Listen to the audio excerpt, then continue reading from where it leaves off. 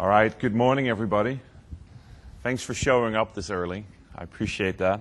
My name is Kurt Drapers. I'm a group program manager in the SQL Server team. I'm here with my colleague, Sarah McDivitt. So today, we're actually going to talk about SQL Server data tools. How many of you know what it is? How many of you played with Visual Studio database projects? Cool, thank you. So what we're going to do today is we're going to talk about the work that we've done introducing SQL Server data tools inside SQL Server 2012.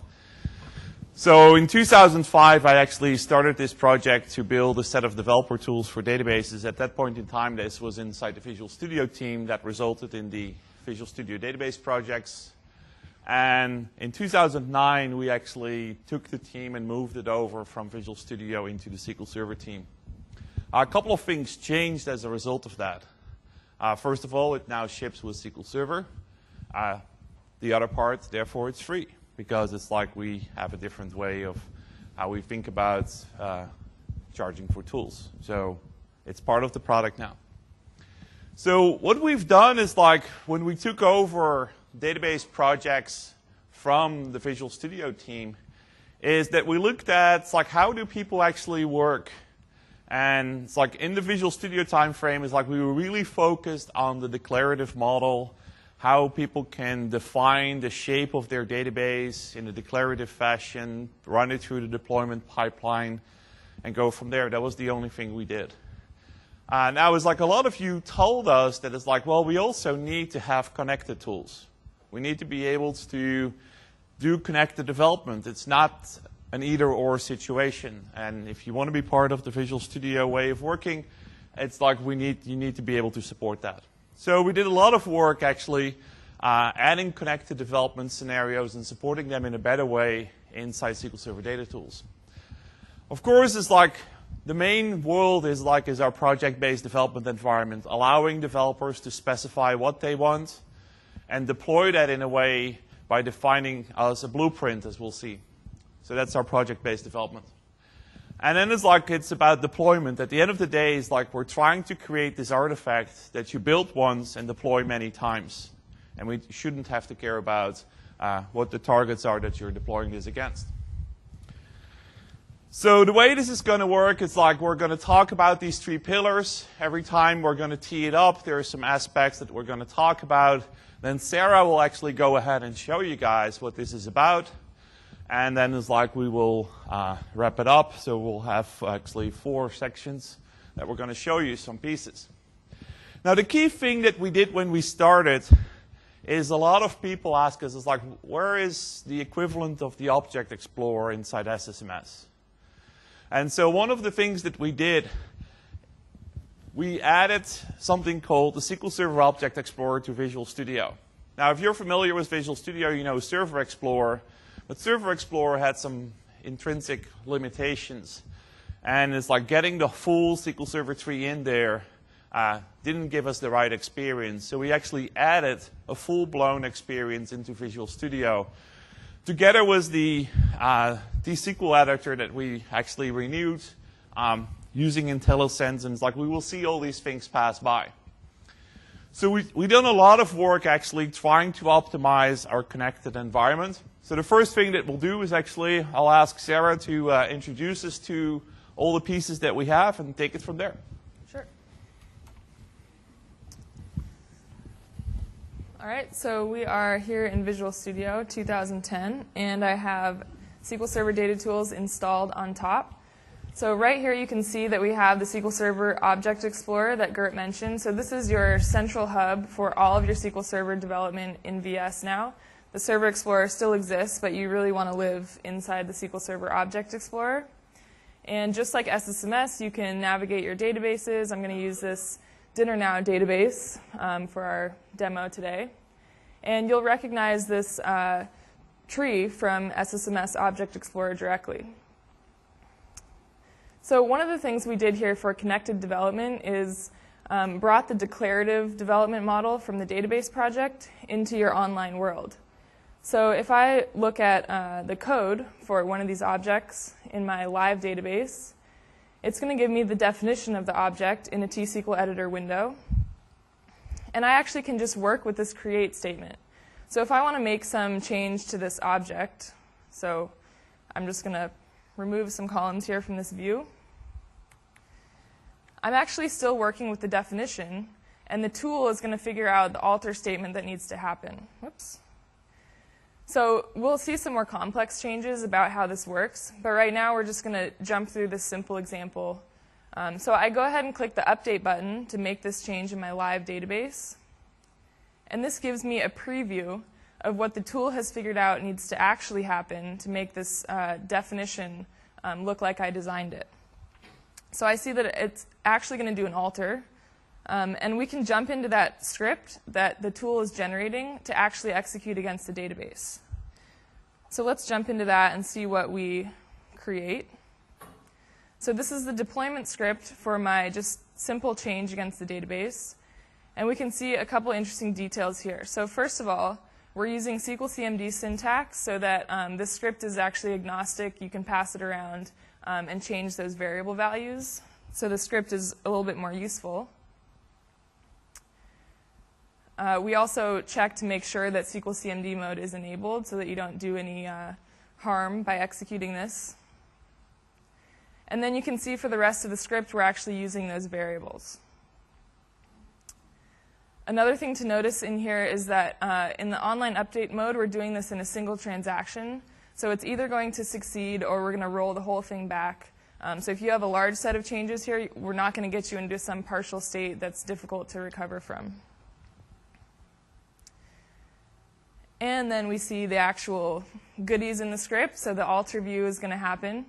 And this is going to figure out the right order of things to execute if you have a large set of changes that are interdependent. And after we make that change, if there are no errors, we're going to go ahead and commit the transaction.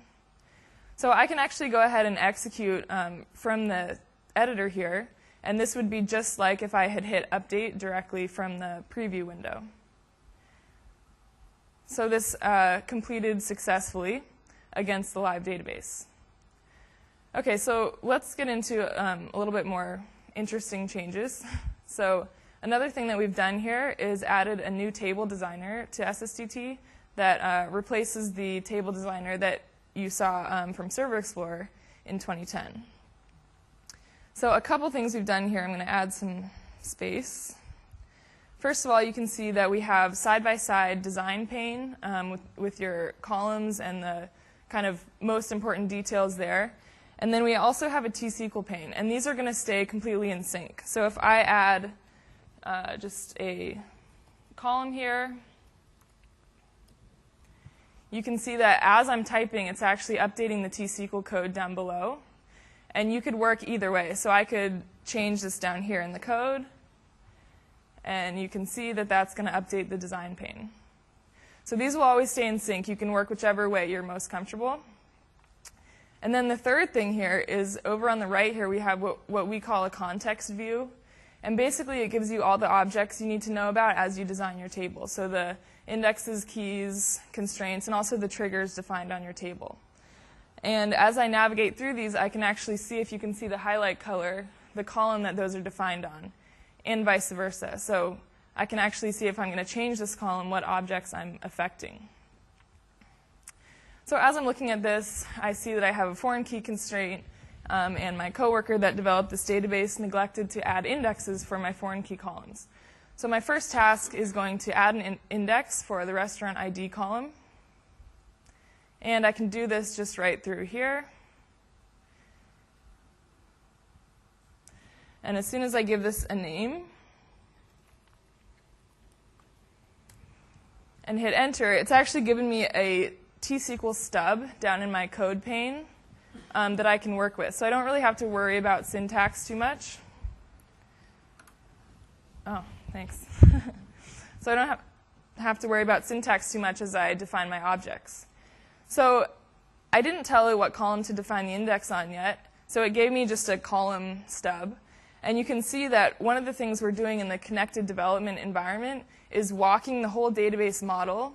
So we actually know if you have an unresolved reference or anything that's invalid in your database model. So now I can refer to restaurant ID here.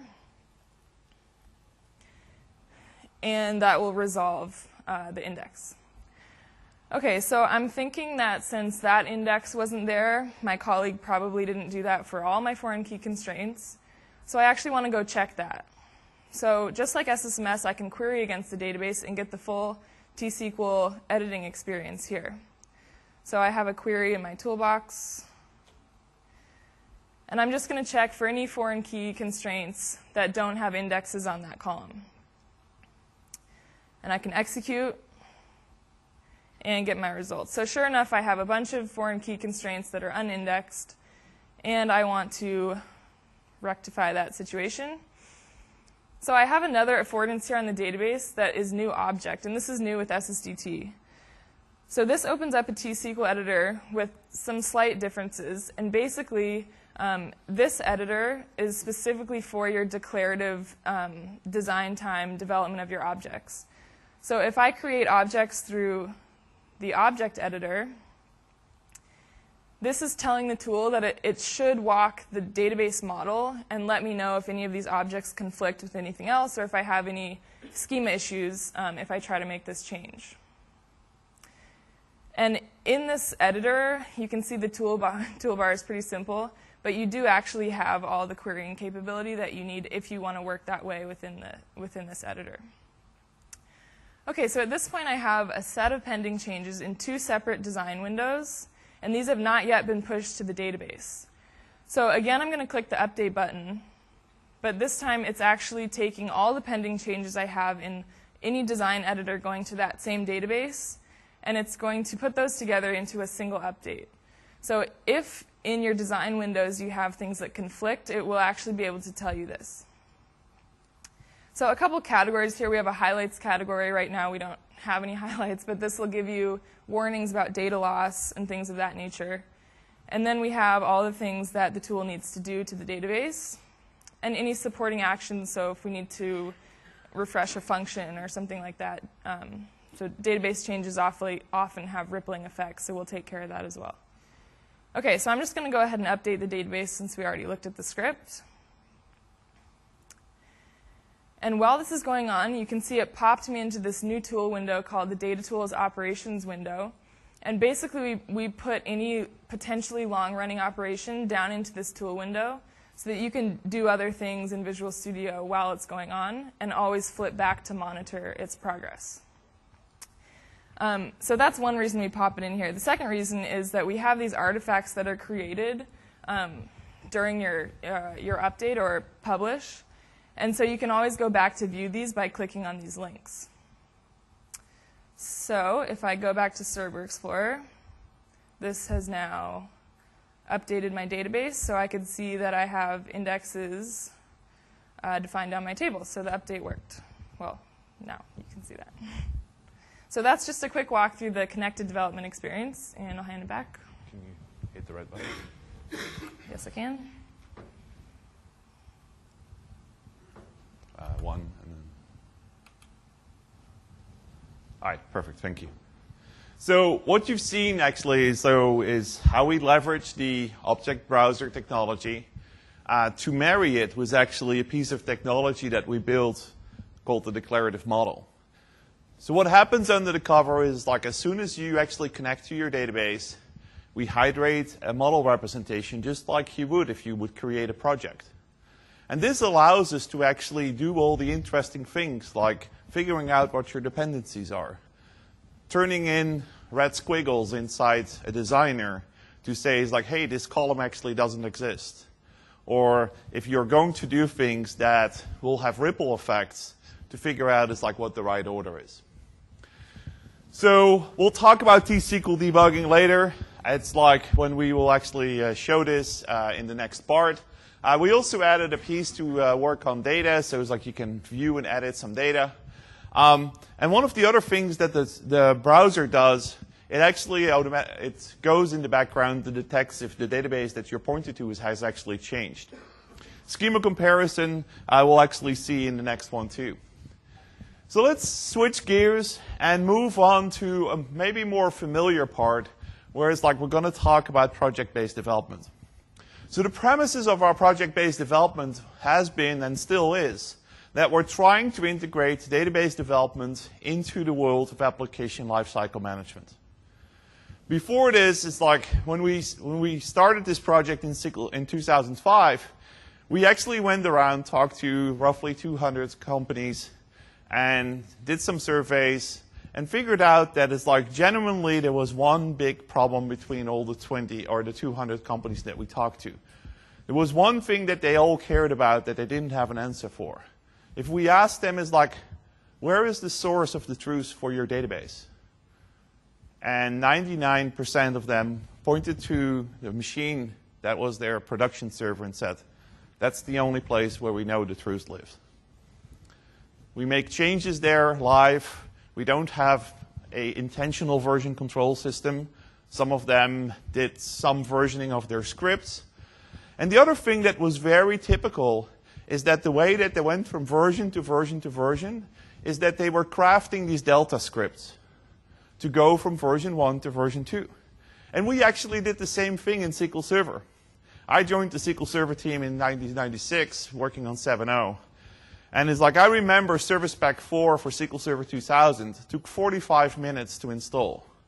And the reason wasn't that copying files was that bad. But it's like we actually had to write the install script for MSDB from MSDB RTM to versions Service Pack 1, Service Pack 2, Service Pack 3, Service Pack 4. There was a lot of repetitive work in there, and there was actually a lot of flawed code in there to be able to detect the changes. So that actually made us go to this design, whereas like we want developers to be able to specify what they want in the source code format, be able to compile that, give you the offline validation of a compiler.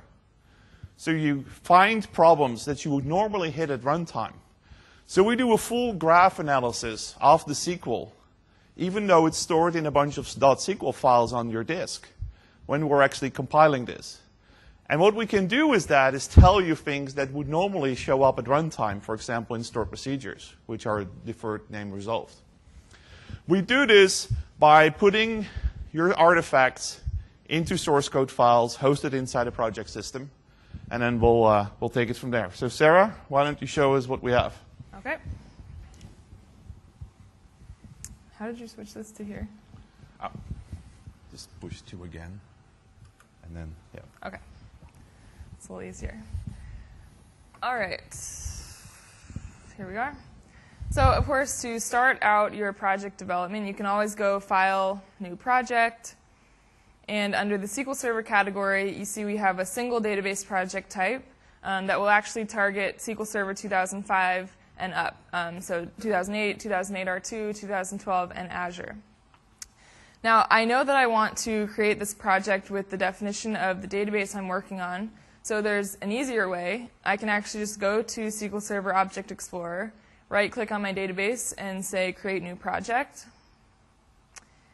And I'm just going to call this Dinner Now. And I want to add this to source control. I have a couple other objects here. Can't actually get to the bottom. There we go. So I can actually choose what types of objects I want to import into my database project. And I can also choose the folder structure here as well.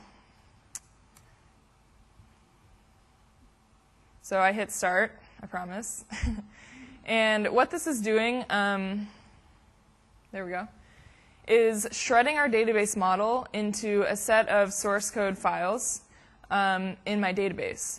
And again, this project is going to build up the same database model that it built in memory online, so I'll get the same tools offline as well. So I'll finish the import, and now we can look at my project. So I have a set of source code files. We've flattened out the folder structure a little bit from what you're used to in the Visual Studio 2010 database projects. We've also reduced the number of files that you get by default. So all those indexes, instead of creating an individual file for each one, we actually put them in the parent table file. So so one thing that I want to do with my project is record a baseline state. So since I just imported from the database, I know this is in a happy state. And so I could just check this in and label this my baseline. But that's more of a file perspective way, and I really want a more useful database-centric way of recording my versions. So we've added this feature called Snapshot. And if I click that, it's going to build the project, and it produces this file called a DACPack. So the file extension is DACPack. This is actually the output format of the underlying engine, the DAC framework, that is responsible for all of our build and deploy actions in SSDT. So I'm going to label this my baseline. And we'll see a couple ways this DACPack can be used, but it's really useful as a single file representation of my database model. So I can use it in schema compare. So for example, if I compared this back to the database I just imported from, we'd see that it's exactly the same. So we'll actually look at schema compare when it's a little bit more interesting, when we have changes. So now that I have a baseline version, I'm going to check all this in. And that'll just take a second. And then we'll get into some more complex changes in the project. Okay, so the first thing I want to do is open up the same table designer on my orders table. And again, we get the same tools online and offline. So this gives me the side-by-side code and design view. And a couple more things offered in the project. Language services for T-SQL brought up to the level of other languages. So we get refactoring operations here. And if I go ahead and do a refactor rename, and we'll just call this zip code, I can preview the changes through all of my source code files in my project, apply the changes, and now I have this refactor log in my project. So this has added an entry for my column rename. So if I deploy this back to my original database, it recognizes it's a rename as opposed to a drop and create. So my data is preserved. Okay, so the changes I want to do in my project are to actually add a status tracking mechanism for my orders. So I'm going to add a status column.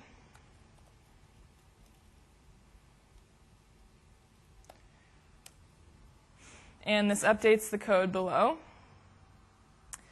But what I really want to do is create an enum system so that we have a well-defined way of tracking our status. But a coworker's actually defined this for me. So he's put this in a SQL script, and my job is to incorporate this into the project. So I'm going to use import script. It's annoying. And I'm going to grab my enums.sql file that my coworker passed over to me.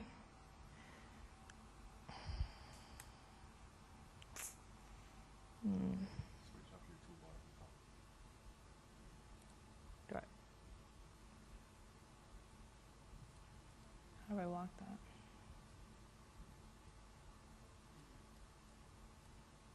There we go. Okay, so this is going to do the same thing as my import did. It basically takes this SQL file, shreds it into my source code files, and allows me to include the object definitions in my project. So now I have this enums table. I also see that I have some functions added. I got a stored procedure. And we're now able to make use of these objects. So I'm going to add a column for my toolbox that makes use of the enum system.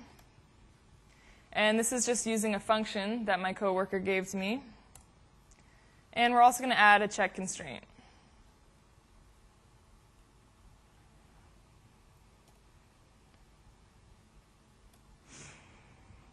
Okay, so I've added this column and this check constraint. What I really want to know is what the heck these functions do. So I can actually use go to definition from the code pane, and this will pop open that function script so I can see that. I can also, while I'm working on this enums table, look at all the places where this enums table is referenced in my project by using find all references. And this gives me a list that I can navigate through of all the references in my project. So this is one way of navigating your project schema. Those of you that are familiar with the Visual Studio 2010 database projects know there was another way, which was called Schema View, which was basically a tree view, just like the Object Explorer, of your project schema. So when we released SSDT, we did not include schema view, but we've heard from you it's very useful. So we've brought it back. And if we go back to SQL Server Object Explorer here, there's a projects node. And this will give you the schema view that you're used to from the database projects. So this is navigating through the offline schema defined in my project.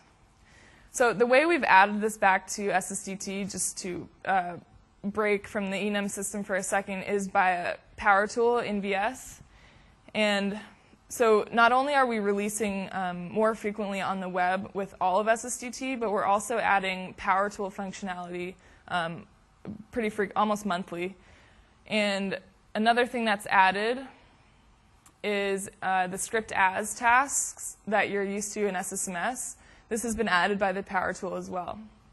So let me just show you where you can go get that. If you go to the VS Extension Manager and search in the online gallery for SSDT Power Tools, you can install it right from there.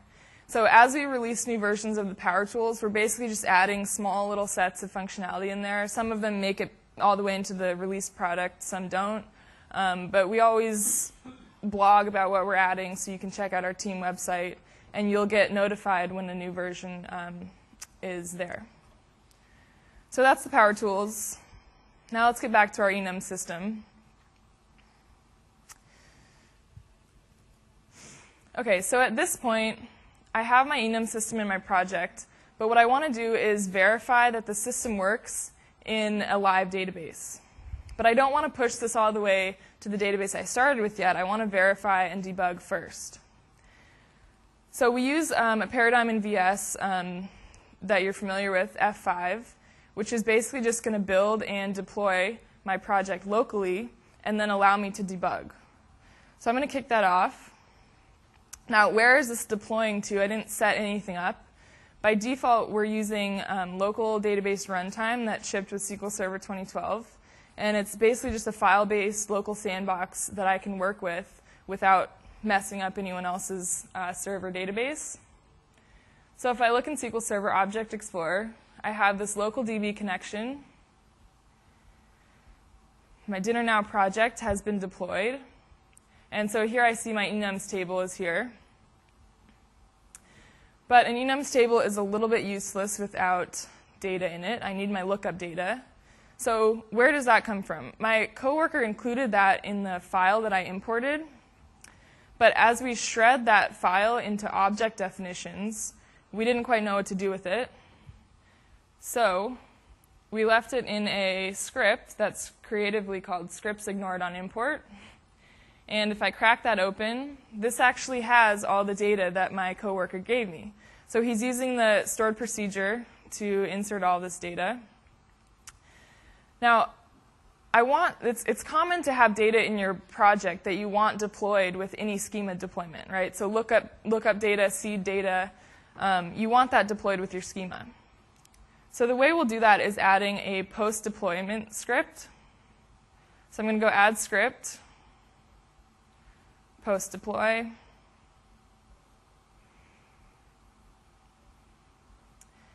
And then I'm just going to copy all of this data into my post-deployment script.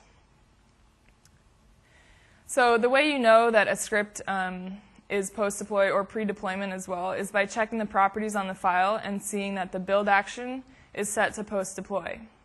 So this time, when I F5 my project, it's again doing a build and deploy to local DB, but this time it actually doesn't have any schema deployment to do because it recognizes the schema is the same. But it will execute my post-deployment script. So now if I go through SQL Server Object Explorer, and I might have to refresh this, and view the data on my enums table, nope. I now have all my lookup data there. So anytime I now deploy this project, my post-deployment script will run and insert that data. So while we're in the data grid, I'm just going to point out a couple features here. This grid supports copy and paste, either in or out of the grid, so I can copy this data and take it somewhere else. I can also copy from Excel or Word or a table in an email or however your team manages data and paste it right into this grid. Another thing I can do is on the toolbar here I have 2 script options. And this will just give me the insert statements for all of this data. So if I wanted to execute the same data and insert it into a different database, I could just change the connection here in the T-SQL editor and execute it. Okay, so now I have data in my lookup table. I have my project deployed to my local sandbox. And the next thing I want to do is actually debug my enum system and make sure that it does what I expect. So I want to look at the stored procedure that my coworker gave me that sets the enum. So I can view code on the stored procedure. This gives me the definition, and this procedure is very basic. It's just checking some input parameters, checking if that exists. If it does exist, making sure the value is updated, and if it does not exist, it's inserting that row.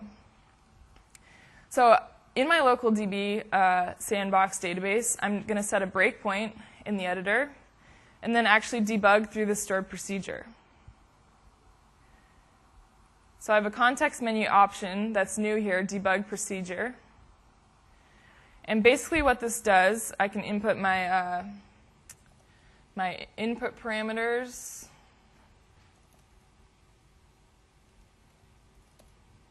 That I'm going to test with. And then this sets me up in a T-SQL editor with the debugger and VS started. And the real estate on the screen is a little bit tough, but you can see that it set me up with a little T-SQL snippet so that I can actually repeat the debugging process. So I'm already in debugging. I'm going to step into, well, actually, I'm just going to continue, and that'll hit the breakpoint in my stored procedure. So one of the big things about debugging on SQL Server, of course, is privileges. So without having sysadmin privileges, you're sort of blocked. So this way, with local DB, you can go ahead and debug and test your project without having to worry about that. So you're in an isolated sandbox environment. You have all the windows in the debugger that you need in VS. So I have my locals here. And if I step through this, I can see it's checking if it exists. It doesn't, so it's going to insert my values. So now I can check if that actually worked. And here's my value entered in my enum table. So now I want to repeat this and make sure that the stored procedure works when the value is already there. So like I mentioned, I can just repeat this with the T-SQL that the tool generated for me by executing with debugger in the T-SQL editor.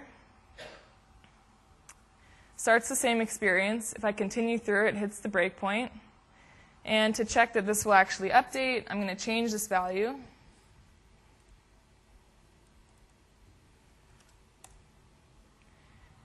And step into the procedure. The name and item does exist, so it's going to update my value. And then again, we can check this data and see that it updated correctly. Okay, so now I've verified my simple stored procedure, my simple enum system. I feel like my project is in a good place. I've done my development work that I was tasked to do.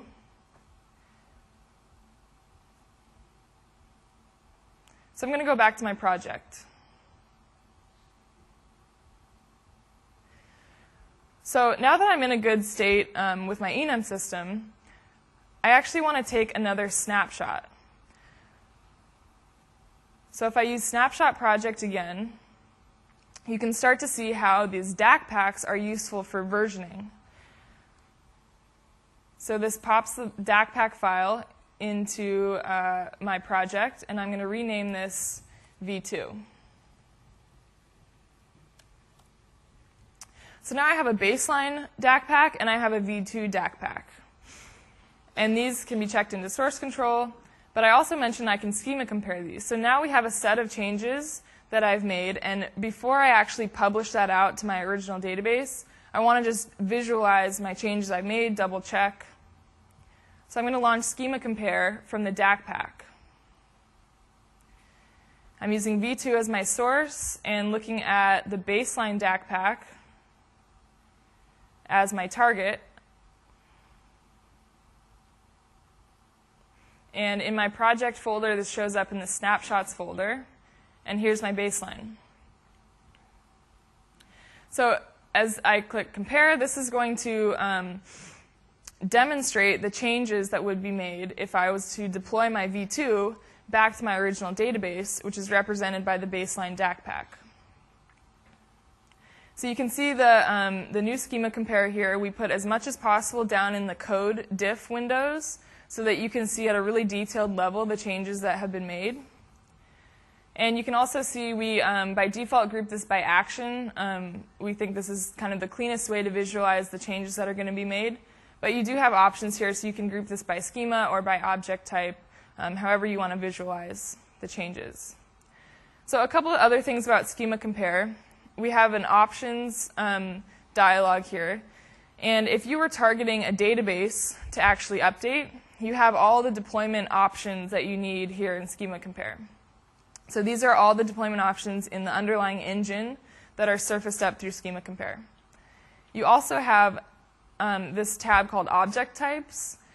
So you can actually exclude whole sets of object types from your comparison. So an example when this is useful is if you have users and logins managed in your project, but you don't actually want to deploy logins with your publish because you don't want to overwrite any logins that have changed on the server. You can actually just exclude users and logins from Schema Compare, and therefore it will not make that update. So that's one example where that's useful. But you can set up those exclusions and those deployment properties in Schema Compare and then actually save this off as a schema comparison file. So it's this SCMP file extension. So for example, if you do the same update frequently, you can just launch that from the schema comparison file. You don't have to set up the deployment options and the object exclusions, source and target every time. So that becomes a pretty efficient way of working.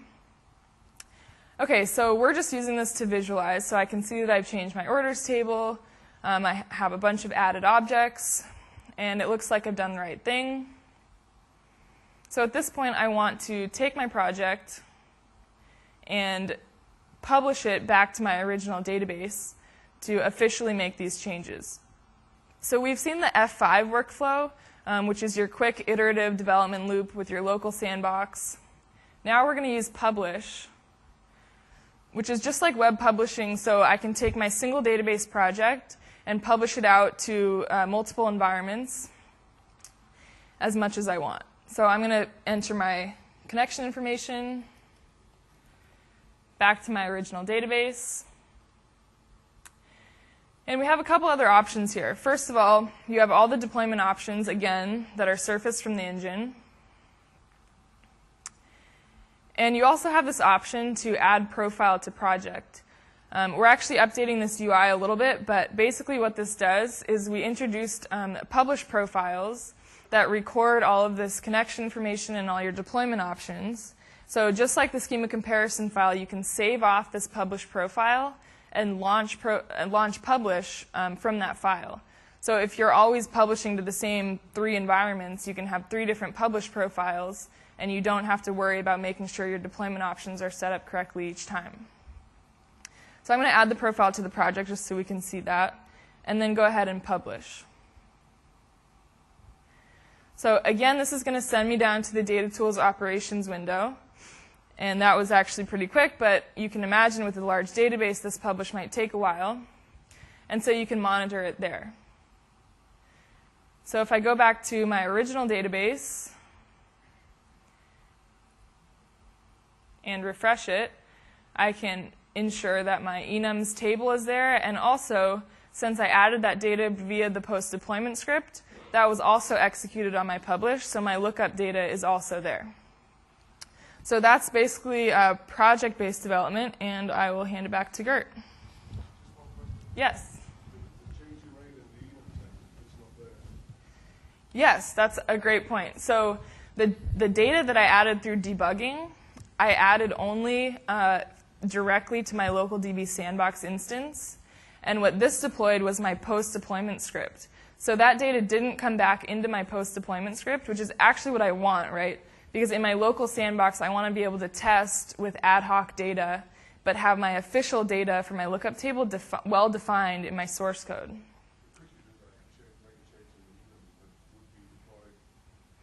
You could use like the script to query window and copy and paste it back to the post-deployment script, but you are sort of left on your own to develop that post-deployment script.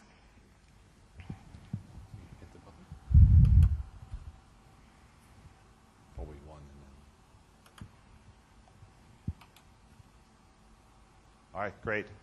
So what we've seen is that how we actually leverage the underlying engine, feed it from source code.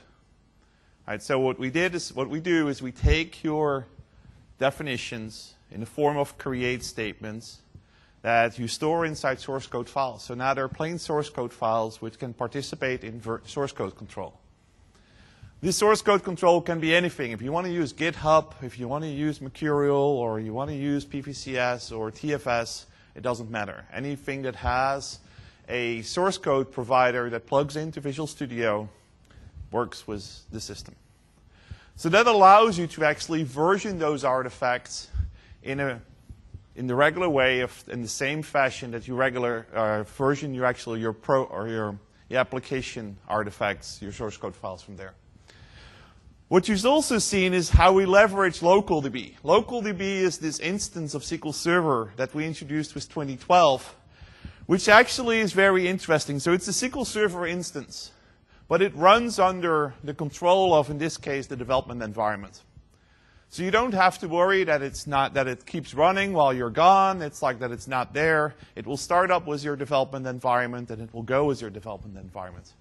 And the reason why we're using that is to provide you with true isolation. What you saw Sarah do is like test this stored procedure. This requires sysadmin privileges. Right? We couldn't change that. That's still true in SQL Server. There are reasons for that. That's a different discussion. But we allow you to actually do that in the context of your development workstation because the local instance in this case allows the developer to run with the right privileges. So that allows them to take an F5 debugging loop very iteratively on their own machine, testing through the changes, preparing packages for deployments that we then can hand off. Everything you saw her do in terms of project compilation can be done through MS Build. So if you have a build server, if you have a command line build environment, you can do the same thing from an MS Build environment. And we'll actually see later that we also have a command line tool set that allows you to take the artifacts of the build process, the deck packs, and move them around through a set of command line tools or even APIs.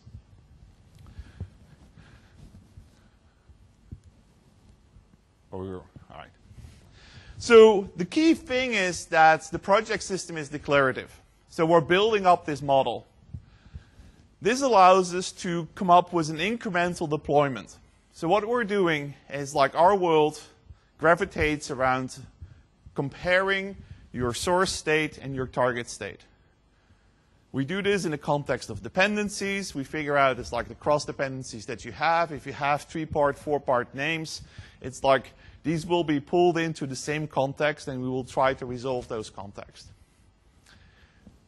We support every SQL Server version up to 2005. So even though this tool ships with SQL Server 2012, you're eligible to use this if you have 2005 or up. You don't need a paid version. If you have Express or up, you can start using this and you can download this tool actually from the web. We saw that it's like we can deploy in 3 different ways. We can compile it into a deck pack and take that deck pack and hand it off. That's our single file format artifact. We can connect to a server over TDS. So if we're deploying, it's nothing else than a deployment over TDS. Or we can produce the SQL script for you. Either because you want to inspect what we're doing, or that's what you want to use. but you have to be careful there because that encodes the state of the deployment in time. So let's actually see how we can leverage our deployment engine to do some retargeting. Okay, so now I want to take this project and deploy it to the cloud. So I'm going to use the same project that I've been using and go into the project properties. And I have this target platform property. So I've been targeting SQL Server 2012. And if I just change this to SQL Azure, this is now going to use the SQL Azure engine to validate my project. So this is going to give me any errors offline that I will find trying to deploy this project to the cloud. So that way I don't actually have to go to the cloud yet to give that try to see what's going to happen. So if I build my project,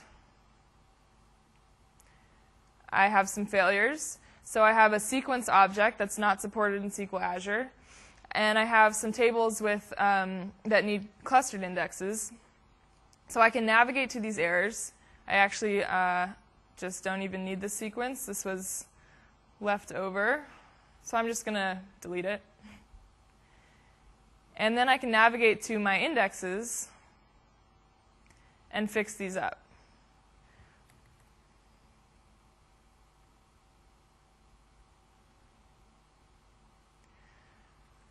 So as soon as I've made these changes, I can check my error list, and I can be pretty confident that this project will successfully deploy to SQL Azure, of course, depending on the connection.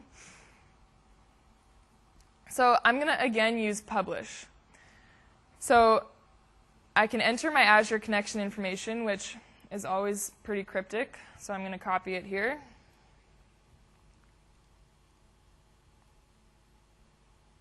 And enter my credential information.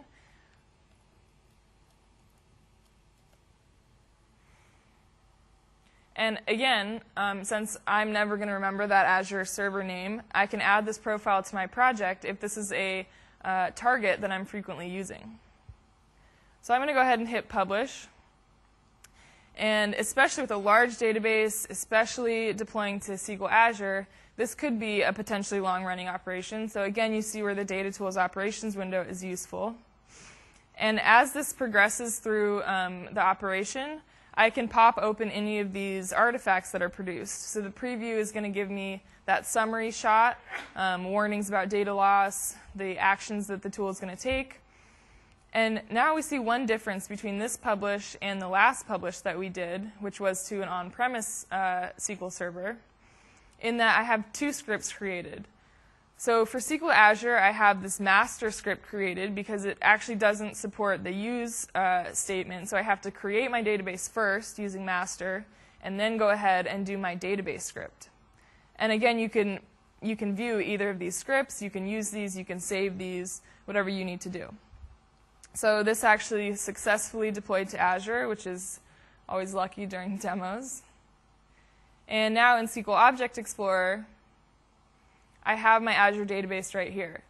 So this is a good example looking in SQL Server Object Explorer that I have my local DB sandbox, I have an on-premise SQL Server, I have a SQL Azure database, and I have my project schema. So this is why we really put you in SQL Server Object Explorer as your hub for all of your development tasks. So I have my Dinner Now database.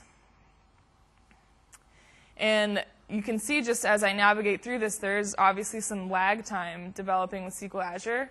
And so this is, as Gert pointed out, where LocalDB is really useful. So I can actually do all my development locally without having to worry about this connection and just work in Azure when I need to. So there we go. There's multi-targeting in the cloud. Perfect.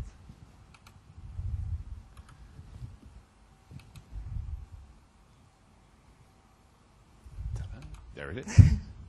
All right, so what you've seen actually is one of the capabilities that the underlying engine has. Oops. Yep. Thank you. One of the capabilities that our engine has is the ability to multi-target. So what we've seen is normally you're used to be able to deploy upwards. So if you developed something for 2005, you normally would be able to take that and deploy that to 2008 because SQL Server has always been pretty nice to you regarding to upwards or compatibility. All right, so 2008 was backwards compatible to 2005, and so forth. But Azure actually is a different beast.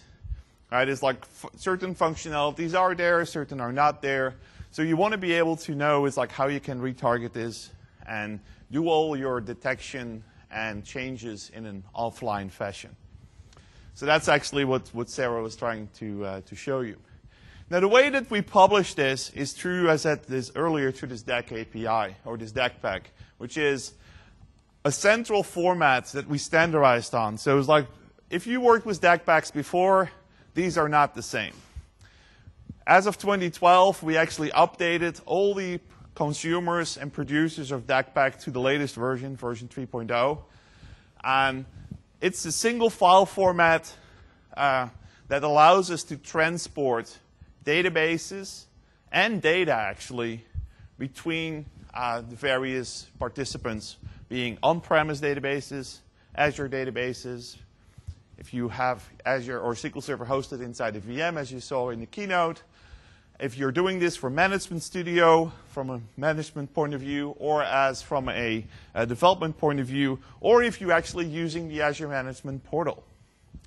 So this Friday, actually, the last session of the conference, there will be a session devoted completely to DAC and the underpinnings of DAC that Adam Mahout is giving, a colleague of us.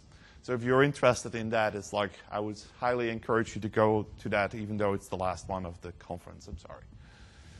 So now with that engine in place, we actually allow you to do a lot of things at a much lower level. So as most of you are trying to gain efficiencies by automating things, it's like having a command line interface is really important. So Sarah, why don't we look at what we can do from the command line? Okay.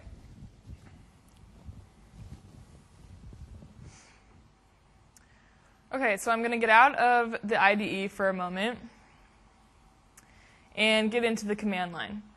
So the command line tool that ships with DAC framework and that you'll automatically get with SQL Server Data Tools is called sqlpackage.exe.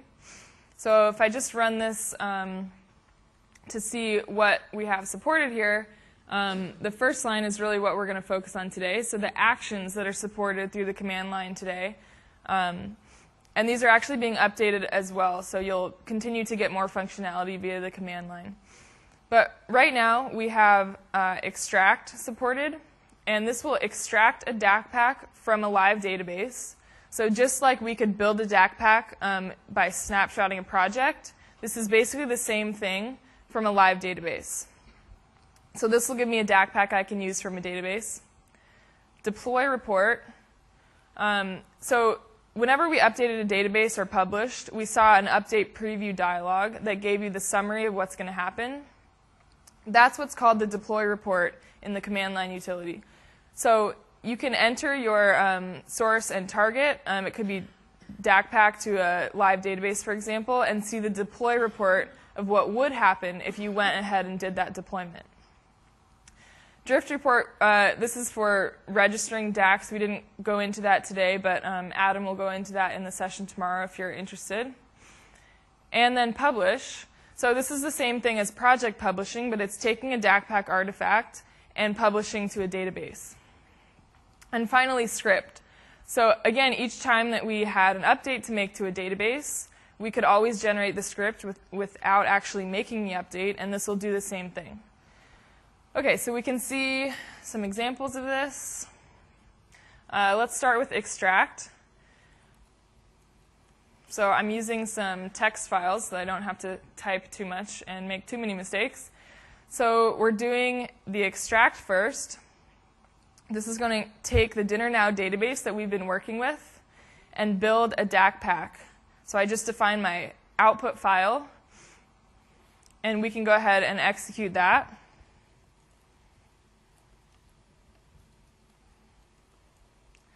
From the command line.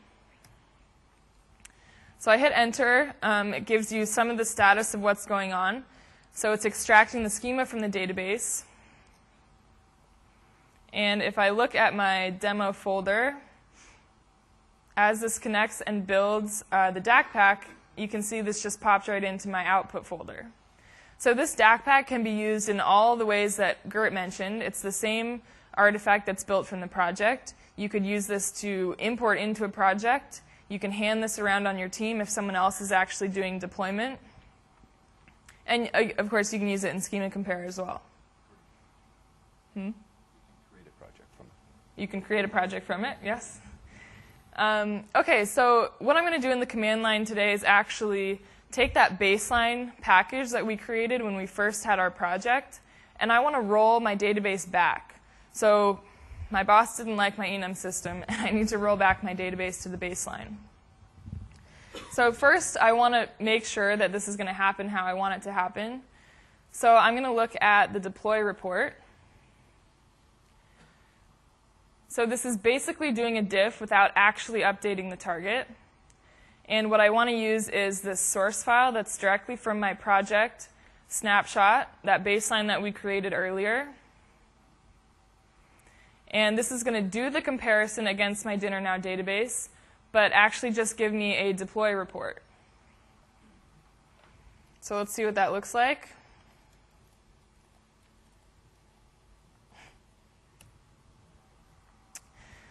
So it's taking the model represented in that baseline DAC pack, building up a model of my Dinner Now database, and doing the comparison.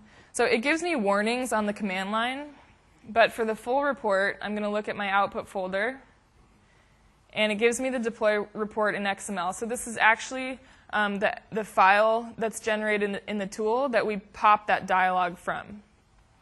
So you can see we have the warnings up here. I'm dropping the status column that I created. You can see I'm dropping quite a few other things that I had just added in my project. And so you can see this, this summary. So finally, before I actually do this publish to roll back to my baseline, I want to check out this script also.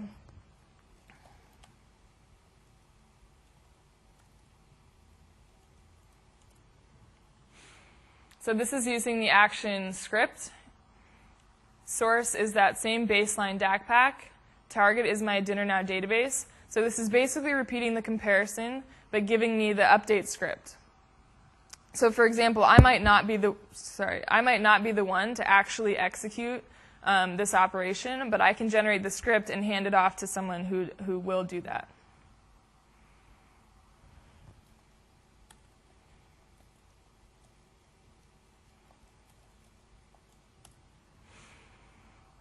So this is generating the publish script for the baseline to my Dinner Now database.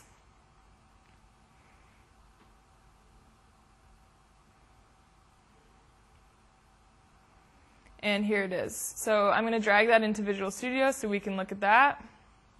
So this is the exact same deployment script that's generated using the tool, but using the command line utility. So I could execute this right now, and that would actually do the rollback to my baseline DAC pack. But I want to do that via the command line as well. So finally, we're going to look at publish.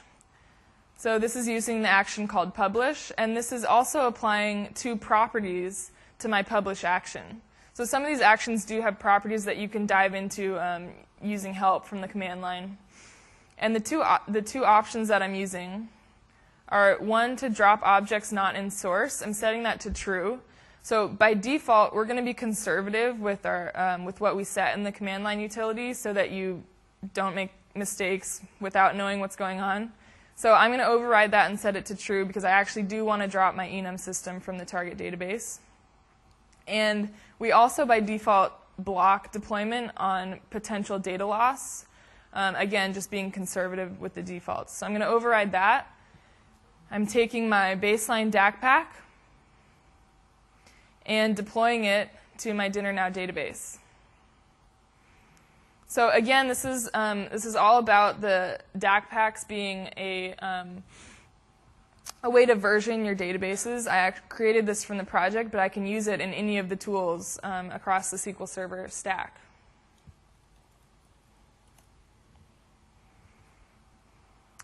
So this is now taking the baseline DAC pack, building it up, doing the schema comparison, and deploying the changes. So you can see everything that happened here. It dropped everything that all the work I just did. And so now if we go back to SSDT and look at this in SQL Server Object Explorer, I can see that my enums table is gone. Whoa, a lot of things are gone. And my start procedure is also gone. Interesting. So anyway, so you can see how the command line utility becomes very useful. And we're also adding quite a few things to that coming up. So for example, Gert mentioned that the artifacts of DACFX support data as well.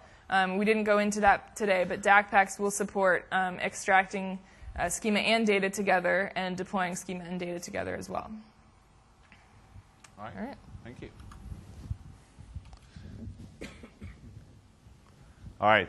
So we actually went full circle. As Sarah showed, it's like what we did is like we took a database, started working on it from a connected experience, pulled it into a project system so we can actually make some bigger changes, allowed us to work in isolation. So the key thing here is like that what we're trying to do is trying to allow you to make changes and validate changes locally in isolation. Share that with your team members through source code control and providing you the insight in your schema by being able to navigate through the artifacts, by being able to navigate and see like what references what, or go to the definitions of objects, etc. All of this build is built on a single infrastructure.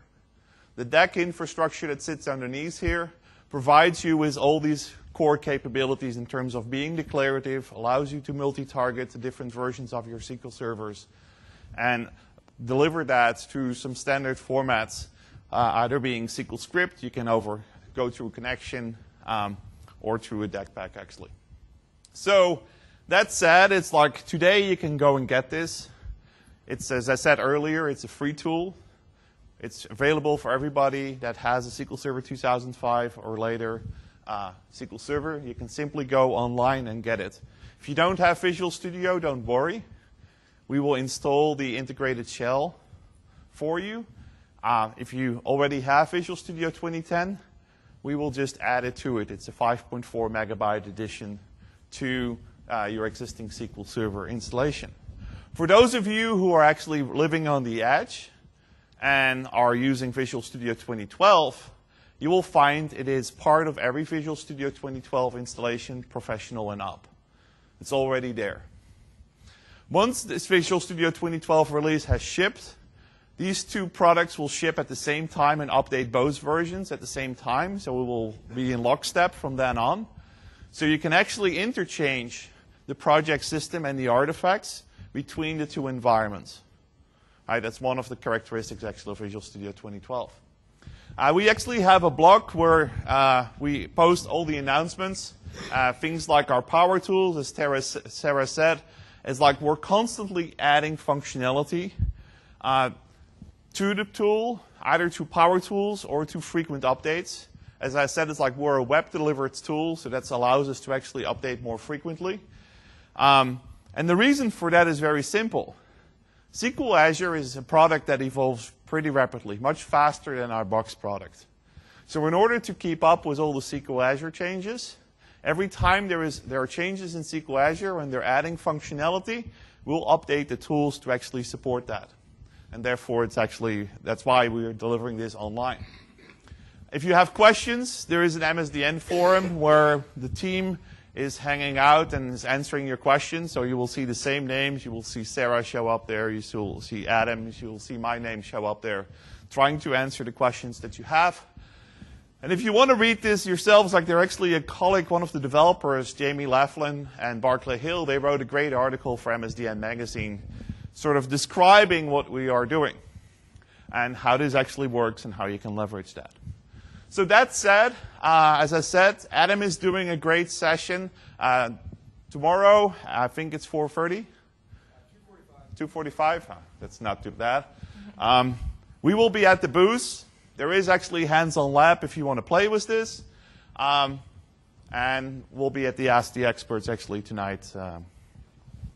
That said, it's like please fill in your eval forms so you can let us know what you thought about this. If this was helpful, if this content actually meets your needs, we really want to hear. So that said, I want to thank you very much. And if you have questions, we're happy to answer them. Thank you.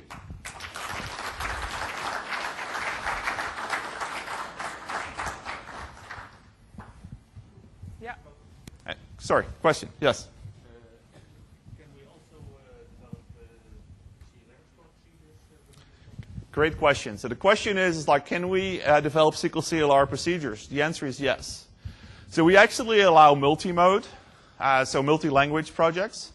So the same project that you saw, you can actually drop in a C# or a VB.NET file, and we will compile that into an assembly and deploy that for you and do the same things. You can also reference external assemblies if you want to build them in a separate project like you might be used to, or that's because it's a different developer, different skills. You can reference them as external files and add them too. So that's possible. The only caveat there is that you do need a Visual Studio Professional license or up because the C# and VB.NET development environment is not in the integrated shell. The question is, like, do we check the versions of the .NET framework? The answer is yes, based on if you're in 2012, we make sure that you have 4.0, and if you're on the older versions, it's effectively 2.0. Yes, sir.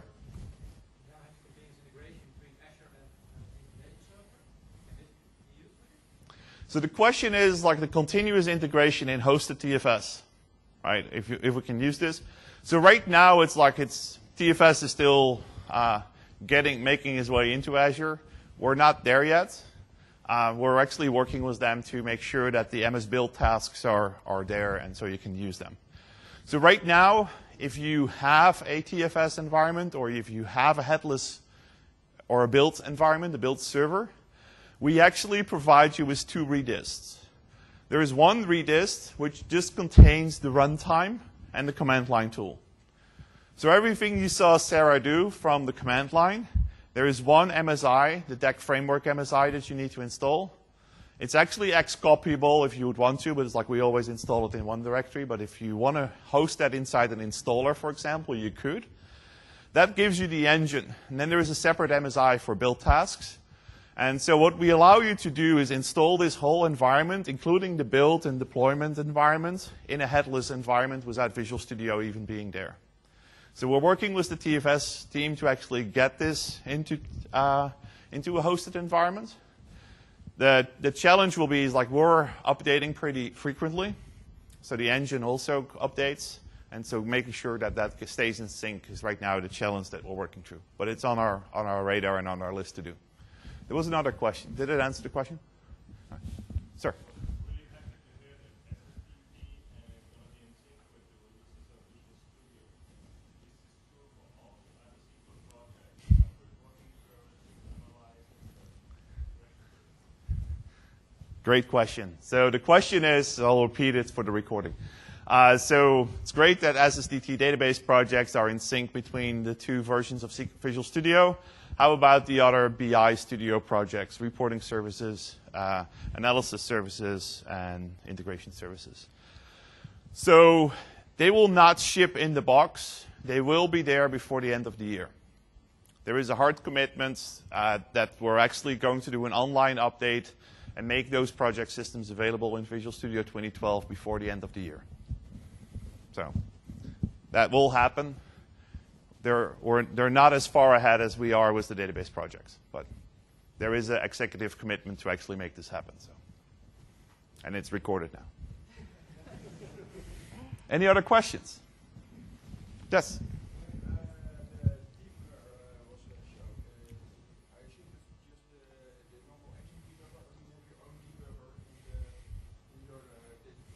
Okay, so the question is like, when we showed the debugger, is this actually the regular SQL engine debugger, or is this something else? And the answer is it's just the regular SQL debugger with all its limitations. Because that was the next question, right? I know the question. So it's like there's a long list of outstanding questions, right, or requests with regards to show me the content of a table variable or temp variables, or if I go to a cursor, let me see that. It's like one step at a time. We're not able to get that addressed. So, yes?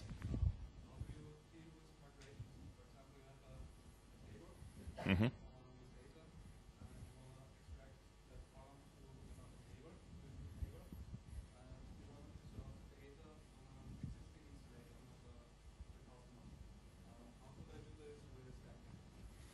So the question is, like, how can I actually do a data transformation as part of my DAC deployment?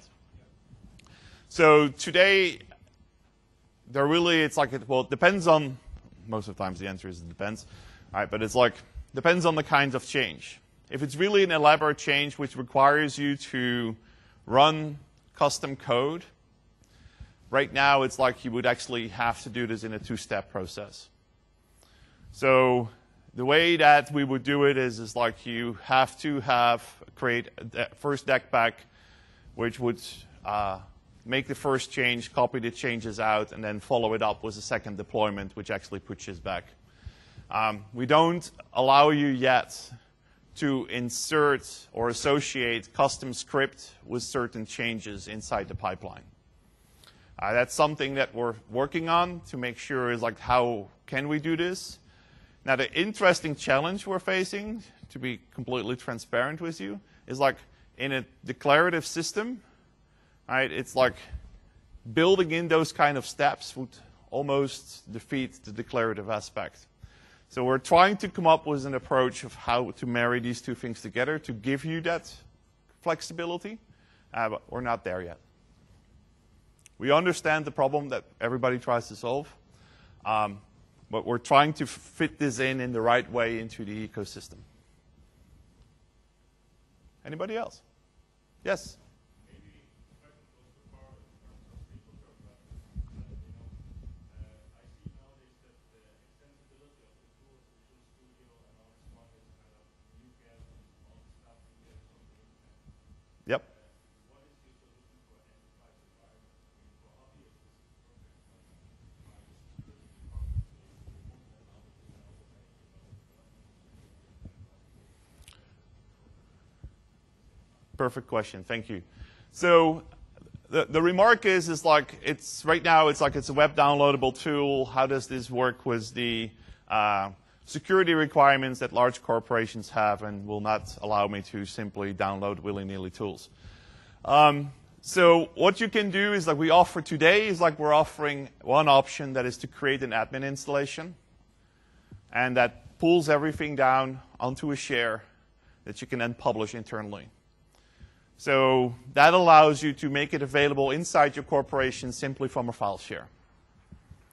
We're also, is like we heard this request a couple of times that people really would also like to have an ISO image that they can go to MSDN download the ISO image and mount that in their farm. That's one of the things that we're working on making that available. Those are the two solutions that we're currently thinking about. If that doesn't solve the problem, I would be happy to talk to you to see like what other solutions we can come up with. All right, going once, twice. I want to thank you again very much and have a great TechEd.